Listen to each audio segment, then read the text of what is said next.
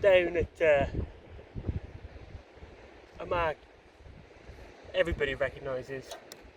I'm here with my brother, he's just fishing over there, and it's a big bright day. I'm not too confident today, but I'm hoping to get a small-eyed ray down here. And a lot of you probably know, but some of you won't, that small-eyed rays, along with spotted rays, have got really, really small mouths.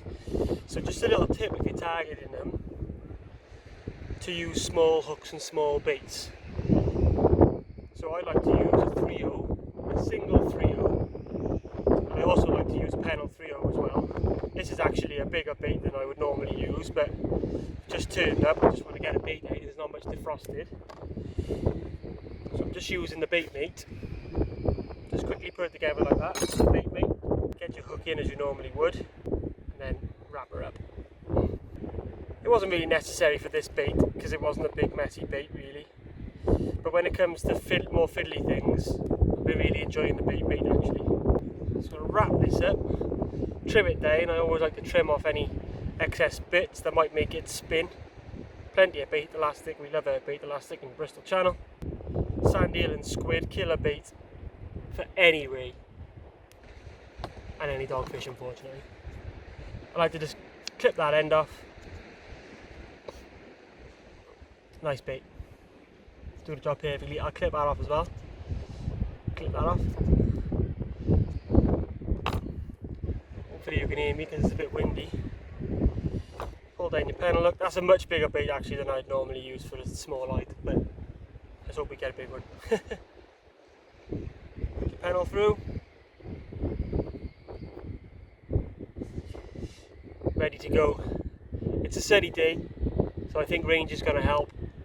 So I'll bang one out now.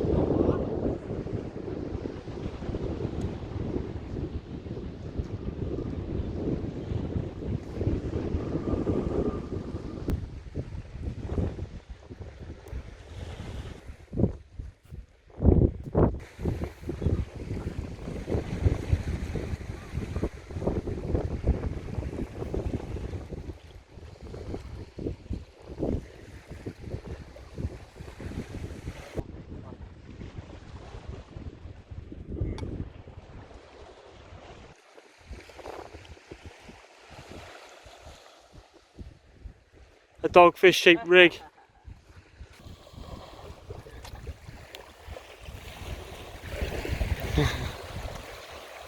Blank beater for me, that one. Cheers.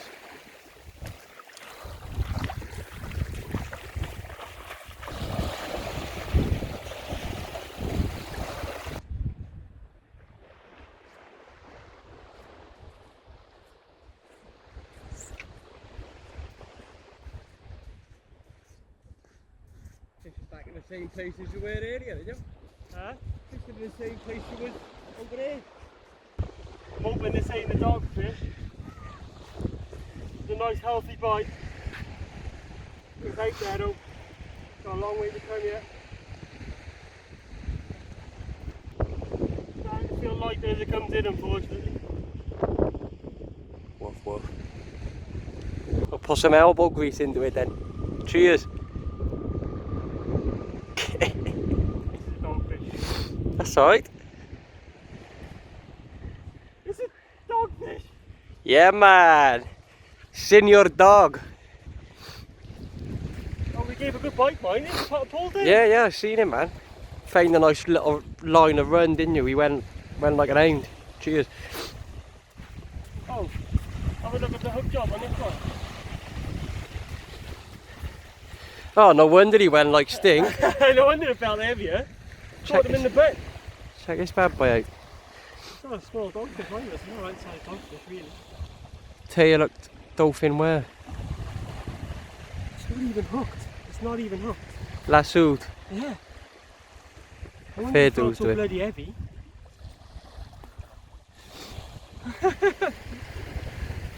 Getting back. What a lovely day.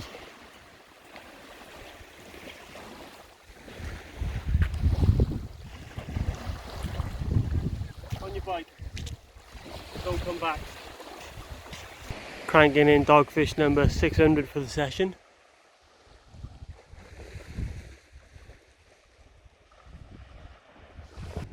We knew it'd be hard going in these conditions, but the water's nice and chocolatey, so thought we might be able to pull out a ray or two.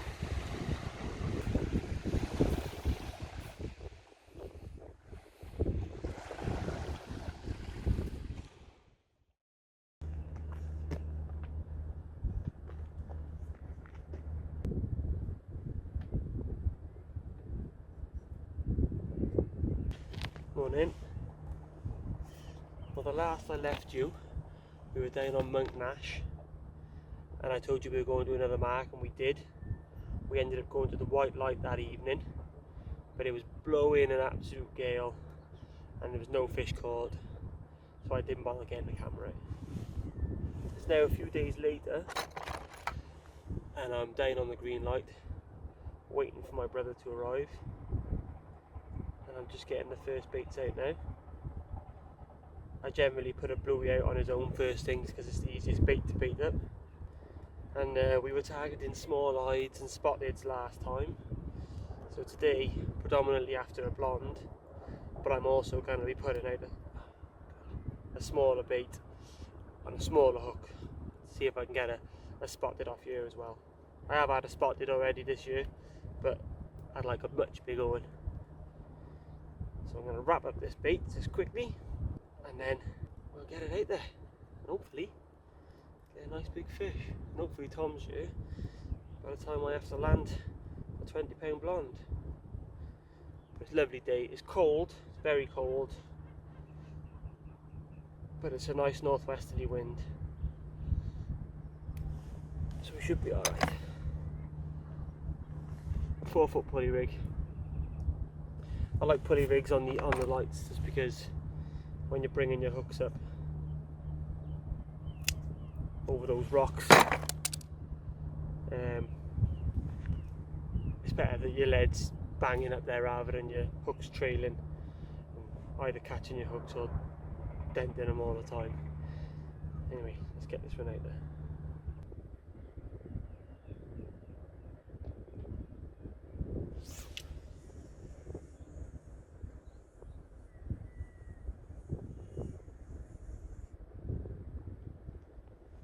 First chuck was a bit limp, but got the rest of the day yet. Just wanted to say as well, if you see this rubbish around me, nothing to do with me. You know our slogan, respect the fish, respect the marks. So many people don't do it. There's takeaway cartons, beer boxes, everything here. It's disgusting.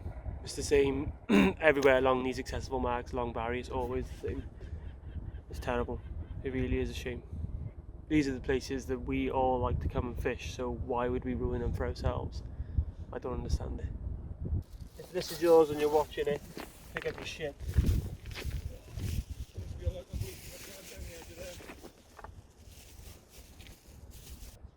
Pick up your rubbish. There's no need for this. Nice little rockling caught on a bass rod. Beautiful fish. Ray fishing slow, so Tom's had a bass rod over the back. Whoa, good hand, son. Lovely. That's the result. It's a dog. That's an eel.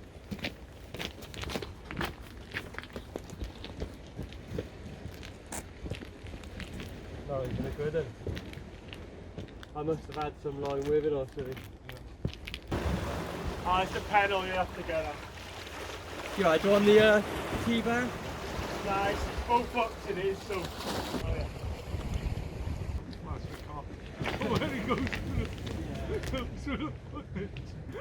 I know, I knew you didn't have a pair. Little conger eel. on the ray baits. Something a little bit different to the dogfish that we've been having. Thank you very much.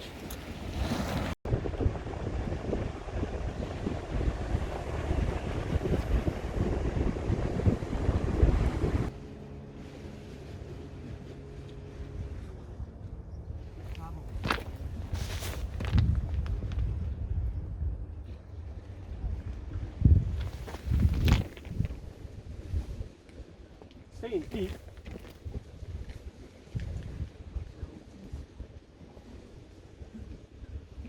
Gotta be a ray. Gotta be a ray.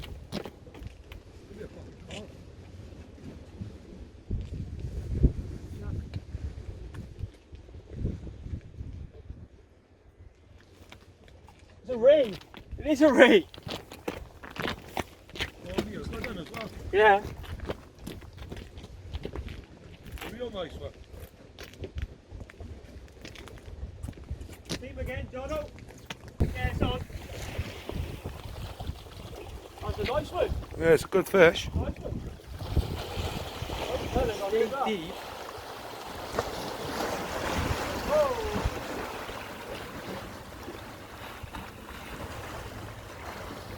Yeah, boy. The thorniest of thornbacks you've ever seen, let me tell you.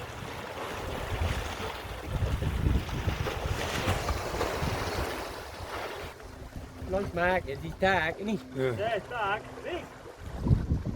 Super thorny as well. He's pretty. That's a lovely ring. Yeah, boy. That's pushing 10, that is. We got one. That's pushing 10, I'd say. Not necessarily the ray we was after, but we got one in the end. There's a few species today. We've had a rockling, thornback, a couple of congers, Load of and dogs. obviously a tub load of dogs. Nice fish. Cheers. Cheers.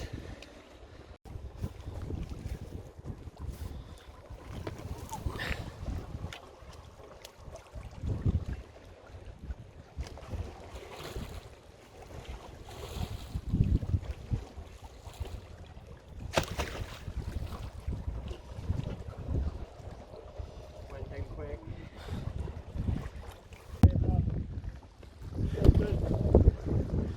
I don't know what to do with this then. On the tripod.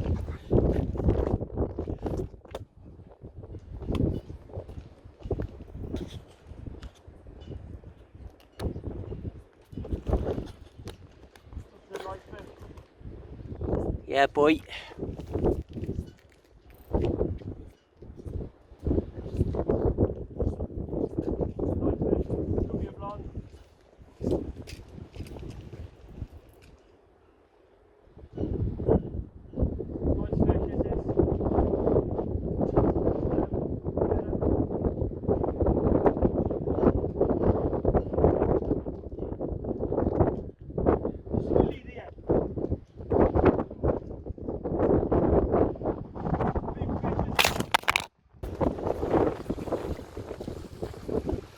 Every time I come here I catch thornbacks.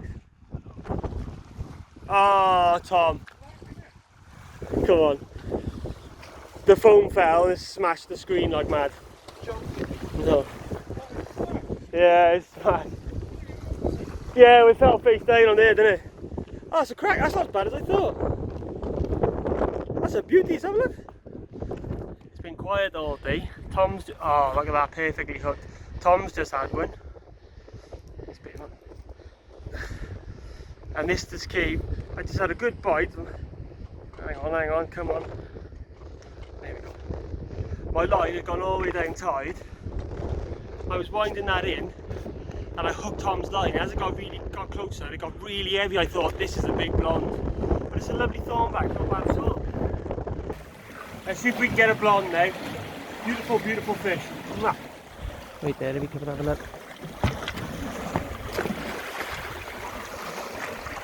Not the best way. Not the best way to release a ray, like. Beautiful. There he Great goes. day. There he goes. Look at that. Look at that. Woo! You just missed it. You just missed it all, mate. Did I? What did you do? Well, it's been a tough session today. Been here since a couple of hours before low, since about 7:30 this morning. and I must have had maybe 10 dogfish. Tom has had a couple of eels, a load of dogfish, and a nice little rockin', as you saw. And our friend also had similar dogfish. But finally, just landed those 2 rays, 2 lovely thornbacks. It's just typical, you know. We catch thornbacks for fun in Newport, and then we come to Barry because we want the other rays, and then we catch thornbacks again. But I can't complain. It was a beautiful, beautiful ray. Just over £9. Tom's was just under £10. Cracking fish, and that mine went like stink. As it was getting closer, I thought this is a big blonde, because I'd caught Tom's line on the way in, and I was obviously dragging his lead in as well. So it felt really, really heavy, and they put up a good scrap in deep water, a sizable thornback raiders. So very, very happy with that. Very happy to get some fish finally. I've been struggling a little bit. Now we're hoping for a blonde. Tom's actually just had to go, but luckily he's forgot a whole box of crabs, so they're mine now.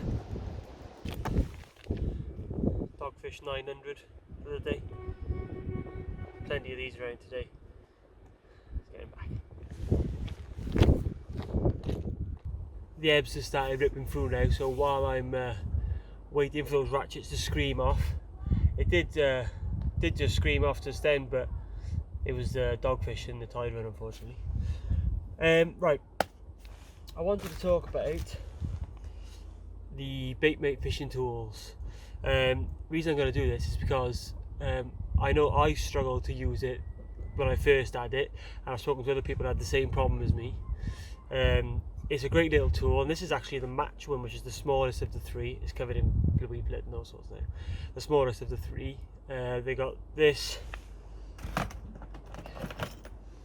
one, and then they got an even bigger one again, which you could make. I mean, you can make big baits with this one, but you could get some giant baits with the bigger ones. Anyway, what I love most about this piece of kit is that not only does it make streamlined baits in general, but times like this, when I got a squid head, I cut a bluey, and another bit of squid, it can make an awesome bait really easy rather than struggling. Or if you've got, for example, crabs and crab legs and all those different bits, it makes it really easy to put together. So I'll just show you now what I'll do. Literally just chuck that in there, chuck the squid head on there as well,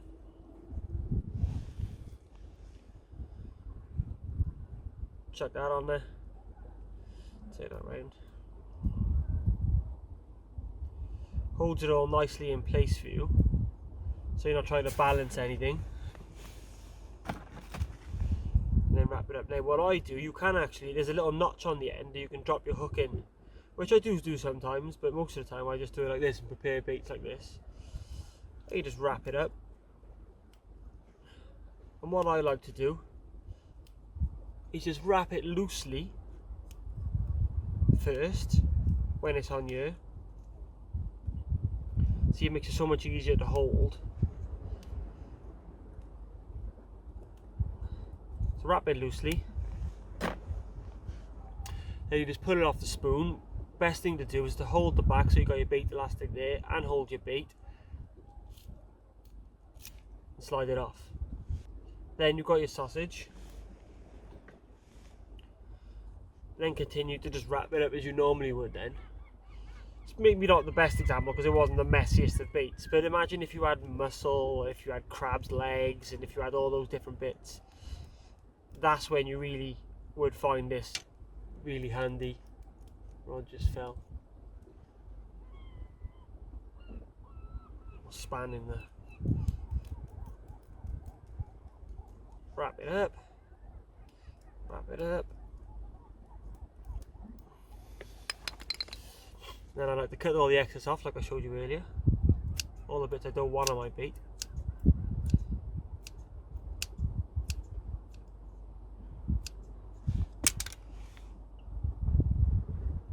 And since I've had this, And usually, I'll be honest, 9 times out of 10 I cut squid heads off, chuck them to the side. I might tip them off if I have worm baits or whatever, but generally I chuck them to the side. But since I've been using this, I use all my squid heads. I use all of them. Like if you have a big long strip of bluey, you put 2 squid heads beside it. But it just wraps it all up so easily and nicely, it just makes it so much easier to do. Then what I'll do is I get my hooks in there and I'll put a little bit more bait elastic on again, just to tie my hooks in. Perfect then. I keep looking at my rod, sorry. It's prime time. Last cast with the one I just made up on the Baitmate tool.